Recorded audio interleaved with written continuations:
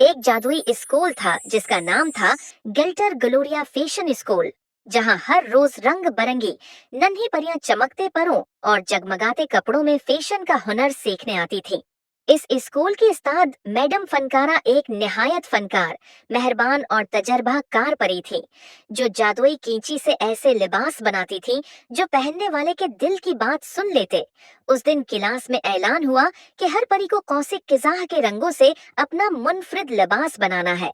परियां जैसे नेलोफर, गुलाबी, तिराशा और चमकी बड़े शौक और मोहब्बत से काम करने लगे। कोई नीला फिराक सी रहा था, कोई गुलाबी फूल चिपका रहा था, किसी ने चमकदार जूते सजाए, किसी ने बालों के नए अंदाज में तितलियों के परों की झलक डाली। सब खुशी खुशी अपने काम में लगे थे कि झमकारा नामी शरारती परी, जो फैशन को मजाक समझती थी, चुपके चुपके हरेक के कपड़ों में अलट पलट करने लगी। कभी धागे उलझाती, कभी कींचियां छिपाती, कभी रंग बदल देती।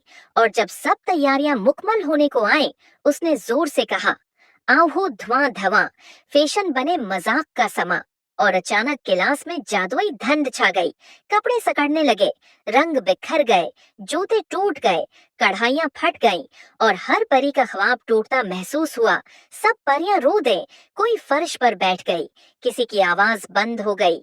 तब मैडम फनकारा उठे। उनकी आवाज नर्म मगर असर अंगेज थी। उन्होंने कहा कि फैशन दूसरों की खुशी छीनने का नाम नहीं, बल्कि उनके जज्बात, मेहनत और ख्वाबों का एहतराम है। झमकारा शर्मिंदा हो गई। उसे एहसास हुआ कि वो सिर्फ हंसी की खातिर दूसरों के जज्बे रूंढ चुकी है। उसने सबसे माफी मांगी और अपनी परों की चमक से सबके लिबास दोबारा संवारे। मगर अब उनमें सिर्फ रंग नहीं थे, बल्कि वो रोशनी भी थी जो सिर्फ सच्चे दिल वाले देख सकते थे। अब हर लिबास में एक एहसास, एक जज्बा और एक कहानी थी।